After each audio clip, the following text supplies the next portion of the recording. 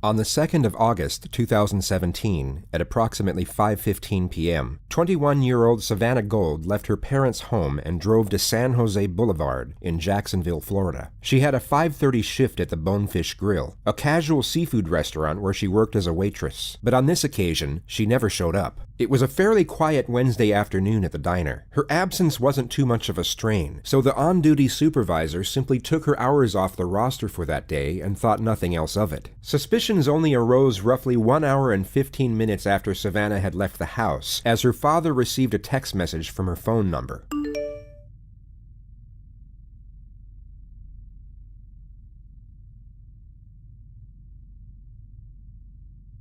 Savannah's older brother also received a text 43 seconds later.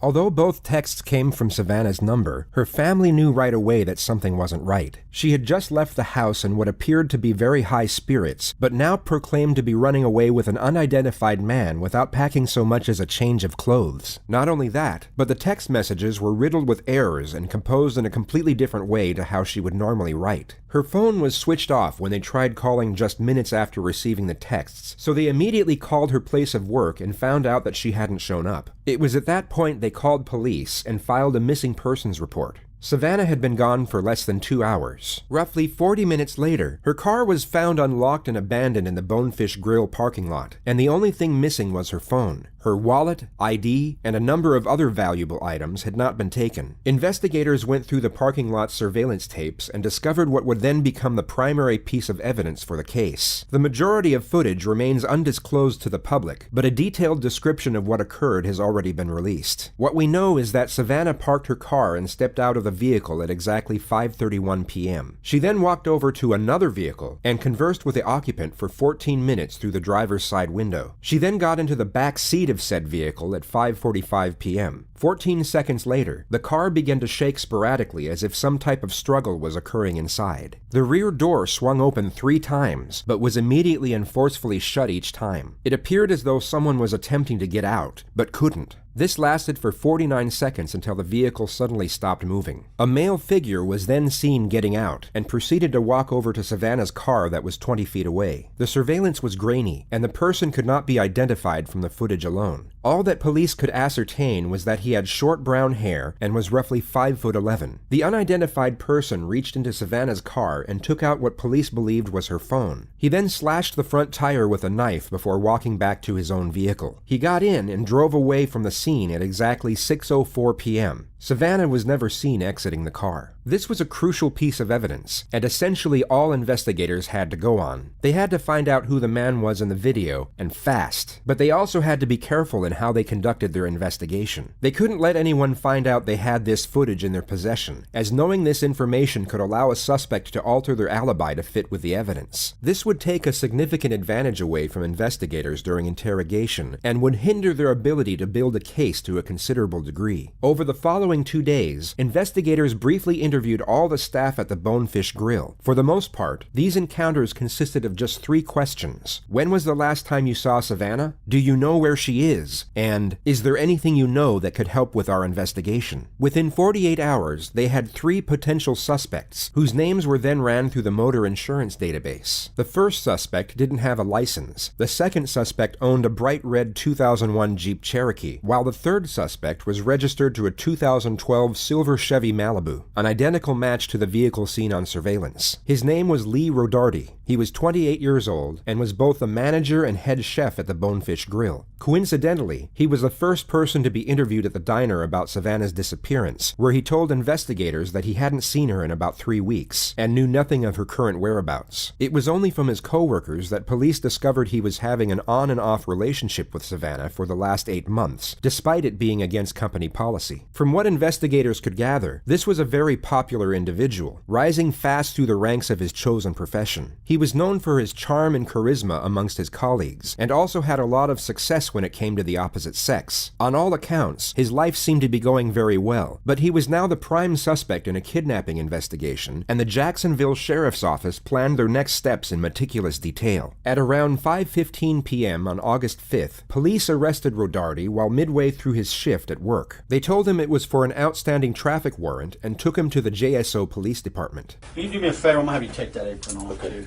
just to kind of get it right there. I'll stay right out here. You can go ahead and have a seat for me real quick. I'll be right back, okay? Yes, sir.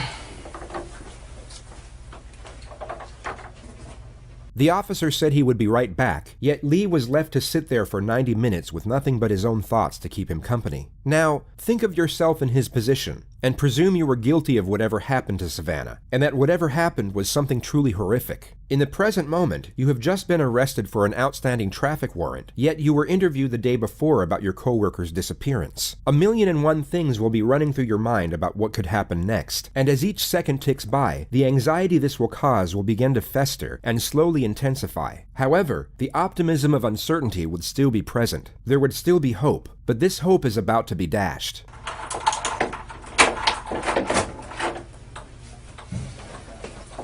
The sound of the door opening would have been a pleasant relief from the monotonous cycle of Rodarte's own thoughts, yet this brief moment of alleviation would have instantly converted to shock as Detective Ray Reeves walked through the door, the same investigator who had interviewed him about Savannah the day prior. Hey, man. How you doing? Good, good. You remember me from the other day, Detective Reeves? Okay. It would have been at this moment that Lee realized his situation was far more severe than he was hoping. The relative optimism he would have felt during the initial 90 minutes on his own will now be gone, which in turn will greatly magnify the contrasting sense of fear he will now be experiencing. This is my partner, Detective Staley. She was interviewing some of the other folks, waiters and other staff people the other day, so she didn't get a chance to come in at the time. I wanted to talk to you, or actually we wanted to. You want some more water? Please. Actually, would it be all right to use the restroom one more time? Yeah. Come on. You bet. I'll walk out there.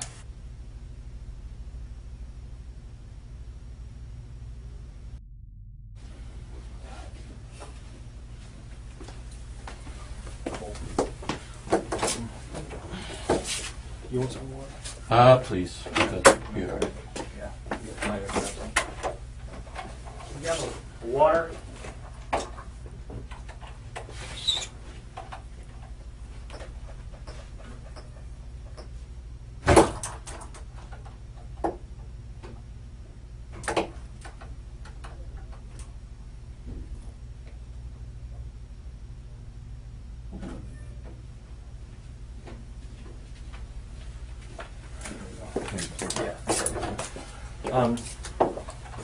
Like I said, I want to kind of go over some stuff. I know we talked the other day just for a few minutes and had some concerns about a couple things.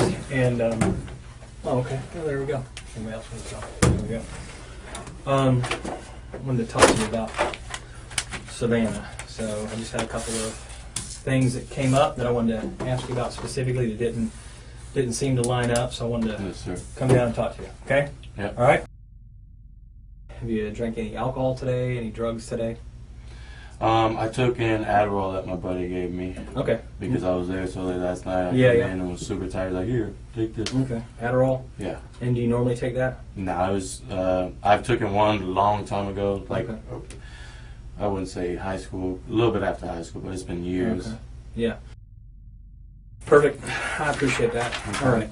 So, Savannah, you said that you knew her and you guys had, you knew her from work. I mean, just kind of fill me in with that. How long have you known her? Like I said, The detective starts off with an open-ended question. This gives the suspect total freedom and flexibility in how they wish to respond. It's commonly believed that people with nothing to hide are likely to give a short and concise response to these types of questions. For example, if Lee was completely unconcerned with what was going on, he could respond in 3 short sentences. I met her from work. I've known her for 2 years. We dated for a bit. To the contrary, if an individual does have something to hide, they are more likely to give a lengthy and detailed response. The simple reasoning behind this is that they are seeking approval. Imagine yourself in a job interview and you're asked an open-ended question, such as, "Tell me about yourself." You would feel the need to be thorough in order to please your potential employer. The psychological premise is exactly the same with regard to police interrogations, albeit under completely different circumstances. Guilty subjects will see the interrogator as an imminent threat, and will therefore attempt to appease this threat to prevent further aggression. Truthful subjects will have no fear nor concern with regard to the same element. They would see the interrogator as a mere inconvenience as opposed to a threat. I've known her obviously since you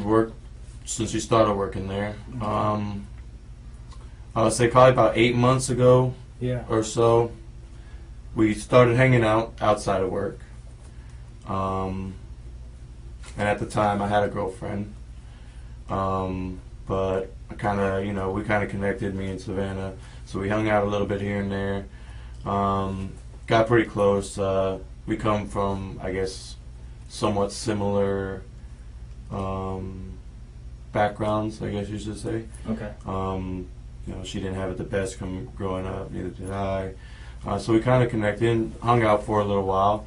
And then she started using drugs a lot. Okay. Now, I used them with her, not the same drugs that she used all the time, but I did them with her a couple times, and then she started to get heavy into them. And oh, gotcha. Okay. so I kind of just tried to take a step back and, put things off. Probably a month or so ago, I saw Savannah at work, and she looked healthy again. She gained a little bit of weight, and just friendly talk at work. Telling her, hope everything's been good. And she told me, that I guess she did a lot of drugs and ended up in the hospital. She ended up missing I want to say a couple of days, 3 or 4 days from work. Oh, okay. So obviously, me being pretty close to her, I was concerned and everything. But after she came back, she looked good, and she ended up telling me that, I guess, over those 4 days, she detoxed pretty well, and she kind of caught a, new sense into why she shouldn't do some drugs so much. Okay. And like I said, she looked good. She started looking healthy. So we kind of were talking, here and there. We hung out a couple times. She came over to the house, and we just kicked back, drink a couple beers, watch movies, stuff like that. Like I said, we did, we took some pain pills here and there on occasion. But then she started bringing heroin over and stuff like that. And that's my mom was addicted to methamphetamines when I was younger. So those hard drugs just kind of scare me a little bit. So that's why I took a step back the first time. I ended up telling her, I was like, hey, for one, I'm dealing with a lot of personal stuff myself right now as it is. I'm a little depressed. But I think we're moving too fast. I think we should, stop talking. Okay. And she said, I understand, it's completely fine, no problem, She said, I'll delete your number, I'll never text you again. And that was the last time that we text. Okay. When was that? Yeah. When was that? It was probably 2 or 3 weeks ago. Okay. Sometime in July. Right. Yeah, and I think that's one of the things you said was that was the last time that you had contact with her. Yes. As far as, I don't want to put words in your mouth, so I mean you correct me. That was the last time that I texted her. Yeah, text or a phone call or a messenger Yeah. or anything like that. 2 to 3 weeks ago. Yeah. Okay. And then the last time, when was the last time you saw her?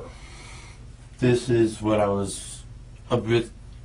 I didn't tell you the truth when we talked up on Fish. Okay. Lee doesn't know the extent of the evidence, but he knows the investigators have something, and he now has no choice but to amend his alibi to some degree and give some form of admission. This allows the investigators to get one step closer to a confession, while also keeping the capacity of the evidence hidden until a more critical moment. Last time I saw her was Wednesday afternoon. Okay. I heard that she has been basically telling a lot of people at work that we hooked up a bunch, a couple days before that, and that she was going to tell about the whole situation and try to get me fired. And Why would that get you fired? I don't know. I'm a manager and she's an employee. So okay, so you guys aren't supposed to fraternize? Yeah. Okay, I got you. And she just told people, I guess, that she was out with that work at the restaurant that we were having sex. Okay. I pulled in the parking lot. She pulled in a little bit after me. I parked, and I said, hey, can I talk to you for a second? And she said, yeah, what's up? And I was like, I heard you've been saying some things about me, and you continuing to hang out, and that we're boyfriend and girlfriend. And she asked me, she said, can I come sit in the car because I just did some heroin and I'm a little paranoid. Heroin doesn't make you feel paranoid. It makes you extremely relaxed and oblivious to your surroundings. Some might argue that heroin can cause paranoia depending on the user, yet Savannah was driving moments earlier and was about to start a shift at work. If she was using, she most certainly wasn't the type to get paranoid. Okay. I said, why are you doing that? You're doing really well. You shouldn't have been doing that. Okay.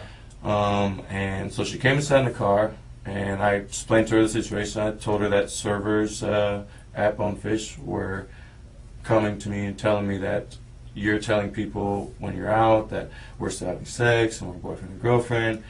And I said, I would appreciate, I need you to stop, because for one, it's jeopardizing my job. We agreed to, split, stop talking mutually and just move on, and, be cordial or whatever. But it was nothing more than that. And she said, fuck you, you're a piece of shit. And I said, she said she's going to keep telling lies and stuff about me and everything like that. And at that point, Lee has just tried to cover his tracks as much as possible without giving away anything incriminating. He may have thought a witness saw him at the scene with Savannah and was most likely hoping the verbal argument was the extent of what was seen. He therefore gives away this detail in an attempt to come across as truthful. Yet as we know, the investigators have proof that Savannah never got out of the car, and he's about to lock himself into his second lie, which is exactly what the detectives want. She had her phone in her hand, she got out of the car and walked towards the main entrance from San Jose. So like if So this is like I wouldn't say she was walking along the edge of the plaza, but she was walking maybe towards this way. And I would say an older model Ford pickup, green, drove past me and around, and she got in. Okay. The suspect has now thrown away his best possible defense, which would have been that he drove away from the parking lot with Savannah, and that she got out at another destination where they then parted ways. If he had known about the surveillance footage, this would have no doubt been his revised narrative, but it's no longer possible due to this fabrication. This is now his stated alibi under caution, and any amendments that he might try to make at a later stage will have no credibility whatsoever. So she gets out of the backseat and begins walking in the direction of, not necessarily paralleling San Jose, but she's walking towards 295 or down towards that entrance area. Yeah. And then she's got her phone, and you said you thought she was calling somebody? The detective knows this alibi is completely fabricated, so you might be wondering why he's inquiring into it further. The truth is that he's not actually inquiring, only pretending to. The suspect's responses to these questions are of no importance, and the detective is not information gathering. He's simply getting the suspect to let his guard down as much as possible by making him think that he is being believed. As the suspect continues to convey this made-up narrative, his anxiety will slowly diminish. His belief that he is fooling the detectives will increase, and his heightened state of mind will decrease as a result. This is a well-known strategy, and the reason for this strategy is because the detective is about to initiate the first confrontation. He wants to catch the suspect completely off guard. She had it in her hand and looked like, I couldn't tell if she was texting or not or anything. But she had her phone out. Yeah, she had her phone out and was looking at it, and then it looked like she was going to put it up to her ear, and then the green truck came around. Okay. And she how long got do you think it was between the time that she got out and started using her phone till that green truck pulled up? This goes on for roughly 90 seconds, and Rodarte appears to be considerably more at ease. 295 all the way to Beach Boulevard to Grove Park, and then Grove Park. How long does that usually take you? Depending on traffic, obviously. I think it usually takes me about 25 minutes or so. Okay. What happened to your neck? We see a very sharp and very sudden switch. The suspect is taken from feeling assured to once again feeling threatened. It's believed that when the immediate shift from one emotion to the next is so extreme, a suspect can become disoriented, and their ability to think critically can be affected. In other words, it's much harder for them to think up lies on the spot or fabricate emotion in a convincing manner. That was self-inflicted, actually. After a long, nervous breath, he takes 3 seconds to respond, yet somewhat saves himself with the answer. The fact he stated his injuries were self-inflicted could give reason for the nervous breath and his hesitation to respond, as self-harm is a taboo subject, and some might be embarrassed or even ashamed to admit to it. The detective recognizes this and immediately puts him back on the spot. Why? I just have been having kind of a hard time. To your neck? I couldn't. The first interjection from the female detective. She alludes to the fact that the neck is an unusual place for a self-inflicted injury, essentially stating that she's not buying it, but also refrains from applying too much pressure, which is being saved for a more pivotal moment at a later stage. Yeah, I did. And What did you use? a knife. When did you do that? Some time in July. You did that in July and it's still Yeah. bloody? Well, I kind of peel the scab here and there at work, hitting Okay. it on stuff like that. I peeled it last night working. Probably not the best advertisement for the Bonefish Grill if their head chefs are peeling their scabs off at work. But then again, the wounds are more than likely a fresh injury from his struggle with Savannah, and they hadn't been peeled off at all. And it was coming off a little bit today, so I peeled that a little bit. All right, let me see. But this and this was the same night. This one was just a lot worse Yeah. than this one was. Okay. And that was in July? Yeah. Okay. Like a few weeks back? Yeah. Okay. When she's in the car, what does she say to you about what her plans are? So she's scheduled to work that night. Mhm. So she's going to work? She didn't talk about, I mean, I assumed she was going to work. Mm-hmm. She was in her uniform. But she didn't say, when she got out the car, she didn't say anything after she got out of the car. They further reinforce his confidence by going back to his narrative of the truck and allow him to convey the story in more meticulous detail. They are once again giving him a false sense of security, only to use it against him at the opportune moment. And she gets in that truck. She, let's be honest, we won't even call her she, Savannah. Okay? Savannah, again, with this picture, if we're using it in the same place, from where your drawing was, they drove over here. You're here, and they drive out over here. Do they stop? Does she get out and go into work? Does the truck keep going? I didn't see once they turned the corner past the ATM. Mm-hmm. Once she got in and they left, I left. You because left. I just... Did you run into them on the road anywhere? No. Okay. Did she call you later on or text you later on? Savannah, no. Mm-hmm. No other contact with her? No. So where's Savannah right now? I don't know. Where would I find her? I don't know. This is a far more aggressive confrontation. It's essentially an accusation that the suspect is involved in Savannah's disappearance. Innocent subjects will usually reciprocate this aggression and respond to this type of question with a question of their own, such as, "Why are you asking me that?" Or, "What are you trying to say?" They would openly recognize and refute the allegation, most often in a forceful manner. Lee had no emotional response whatsoever, nor an ounce of shock. He answered the question with a composed demeanor, almost as if he knew it was coming. It lets the detectives know he was anticipating some type of blunt confrontation. That's my prime objective is to find her. Definitely. I think time's running out on her. I want to find this girl. I need to find her. I understand. And here's a couple reasons I need to find her. One is I'm hoping that she's still alive. And that's really, I really do, I'm holding out for that. And if she's not alive, then I think she and her family are due that knowledge. I think I think they need some closure, because I think the reality is if somebody's dead somewhere, a parent would want to know. I think if do you have kids? No. Okay, so one day when you have kids, the uncertainty is whatever kind of a person she is, and I'm not about to say what kind of a person she is, because I'm not making any judgments. I'm saying that this human being is, if she's alive, then I want to find her. I need to make sure she's okay, because several days now she hasn't been around. Things happen to the human body, and people can't stand a lot of things that can transpire. But the other thing is, if she's not, this family deserves better than this. This family deserves better than somebody who works with her and who's got knowledge and won't tell the police because they're worried about their own ass. because that's pretty cheap. I'm gonna be honest with you. And I agree. your feelings in it, I don't really care about your feelings. What I care about is finding her. So where is she? I don't know where she is. Where is Savannah? I don't know. I need to know where Savannah is so I can don't let know her family where know. she is. You don't know because you had something done with her and you weren't involved in that part? I don't know. Tell me something. What can I work with? I told you the last time I saw her. But that's not true because we have proof.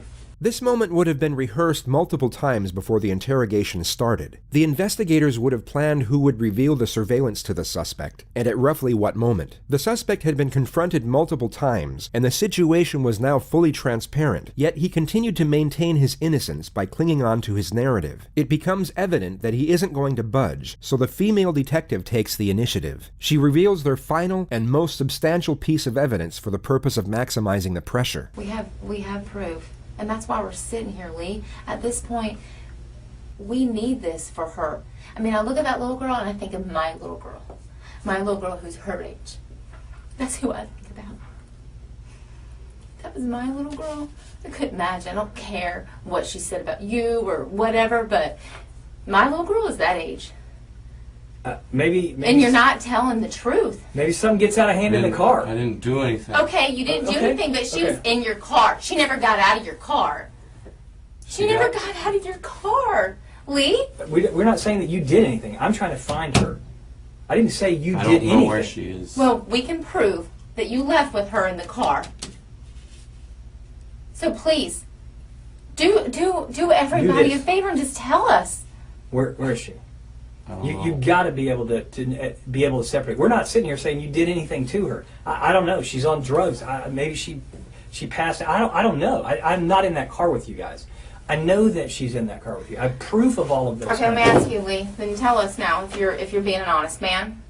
Are you being honest? Yes. Okay, well then, let's start being honest. She never got out of your back seat, Lee. She never got out of your back seat. Video cameras don't lie. Lee. How do you know? How do you think I know this information, Lee? I wasn't there, but a video camera caught it. Tell me what happened. I don't know. What happened to her? Was it an overdose? Is that what happened? I don't know. I'm not in the car with you guys.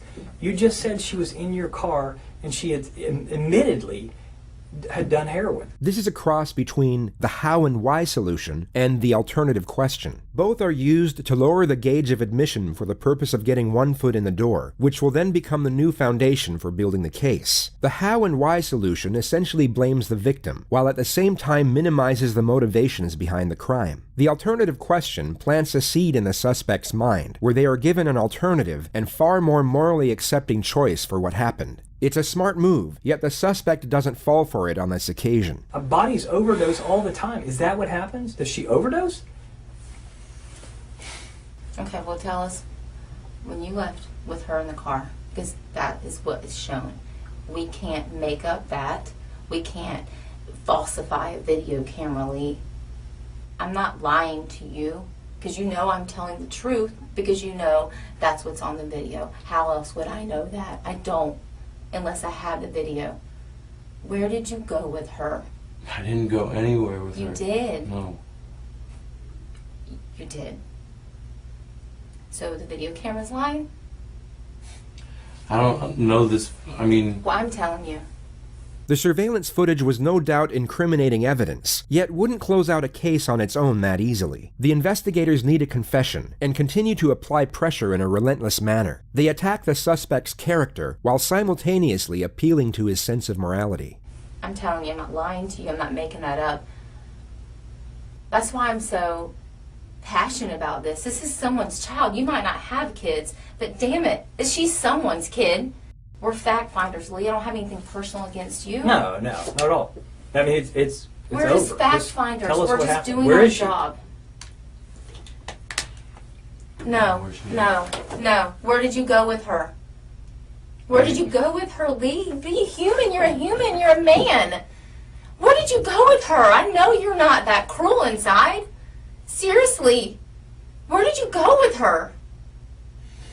Maybe Please. maybe you don't know where she is now. Where did you go with her? Please. I'm begging you, Lee. Please. Please tell us. Please don't make us waste any more of our time. Just tell us. Please tell us. Please. I'm begging you. I know you're not evil. Just tell us where she is. I'm begging you. Please. Please. Can you please just tell me? Where did you go with her then? Can you At least tell us that. at least tell us that part? Where did you go with her afterwards? She didn't get out of your car, and you know that obviously because I and know we do that. too. That's why we're here. Just tell us where. Where did you go with her? Tell us that. At least point us in that direction. I owe her family. We've been. No one's. We're not saying anything that you intentionally did anything. Just tell us where you went. When y'all left out of there, you went down Clare Lane, you made a left on San Jose about to 295, and you get up on 295. Okay. Where else did you go before you went home? I mean, I know you eventually went home, I but didn't go anywhere. I went straight home. okay. So what did y'all do when you got home? Savannah was with you. She was with you, and that's okay at that point. But I need to know where did she go from there? Is she still at your house? No. Okay. Is she still in your car? No. Okay. Well, then where is she?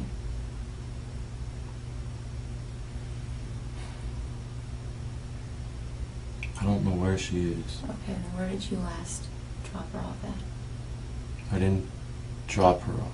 Okay, well then tell me. What happened? Where'd you guys go? We went to my house. This is a breakthrough. The investigators have got Lee to amend his story once more by lowering the level of admission, and this shows that he can still be influenced. As stated earlier, they were trying to get one foot in the door, which they have now done, and this is their new platform to build on the more damnatory elements. We did some drugs, Okay.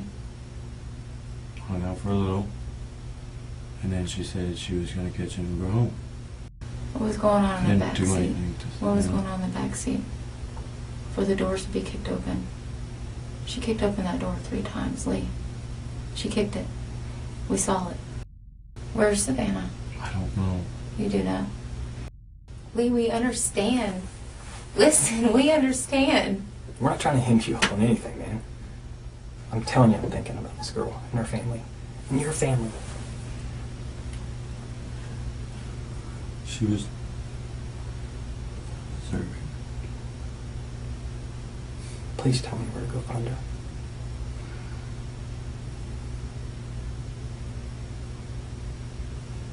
That's how people remember you.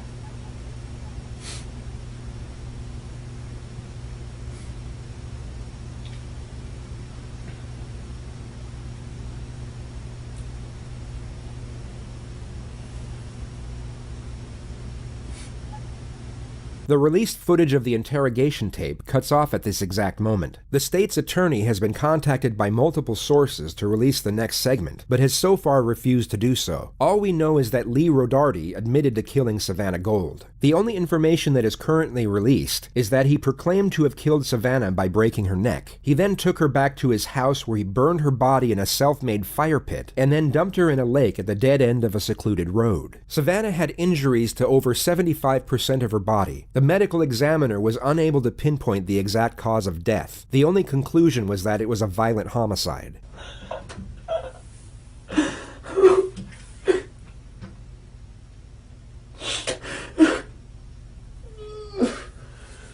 The segment of admission was cut, yet the JSO released the footage that came just moments after. It shows a human being experiencing an emotional reckoning so overwhelming, while also trying to process the terrifying nature of his immediate situation.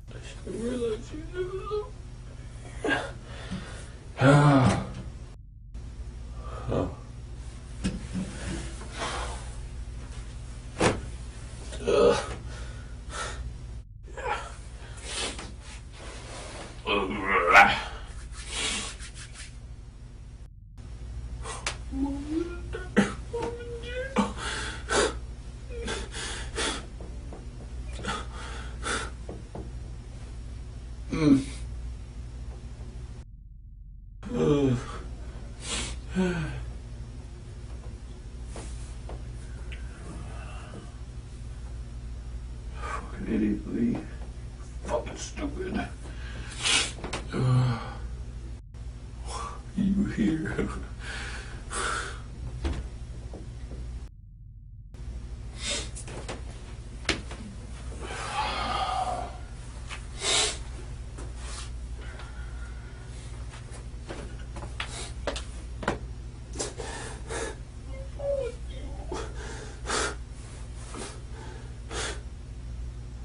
The instant anguish over his decision to confess, combined with the looming prospect of what lays ahead, will have forged a unique emotional distress that very few will ever experience. It's a harrowing sight, and under different circumstances would be extremely difficult for most people to witness. Yet we are now couched within the context of events that led up to this moment, and this will make its observation far more tolerable, but by no means easy.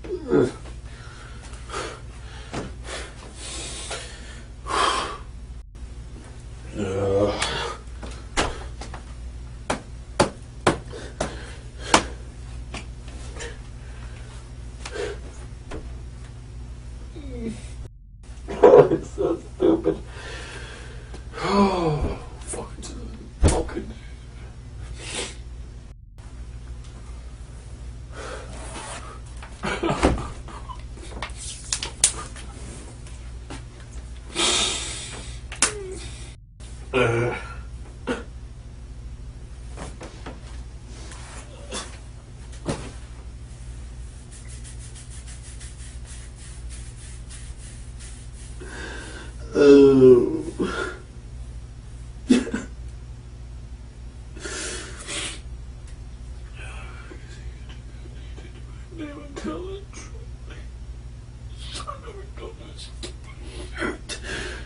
Oh, no.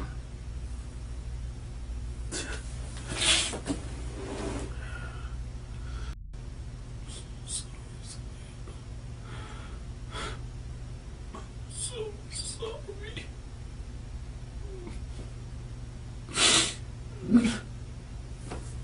Stop. Dad's fucking killed in jail.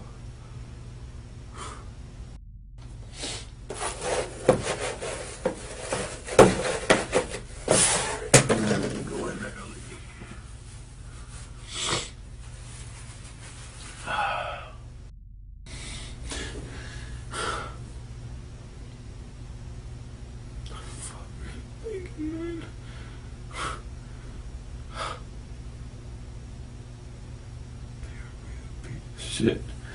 I'm nice to you. For somebody who was a bitch to you. Does that make any sense? It's time you get to wear a chef coat.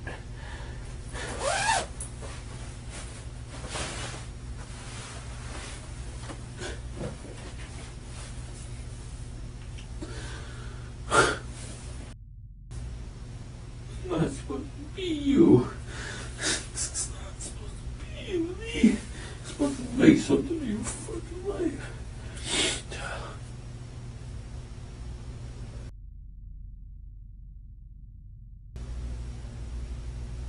Everything. Going places, man. Your fucking head. Could've just told her to leave me alone.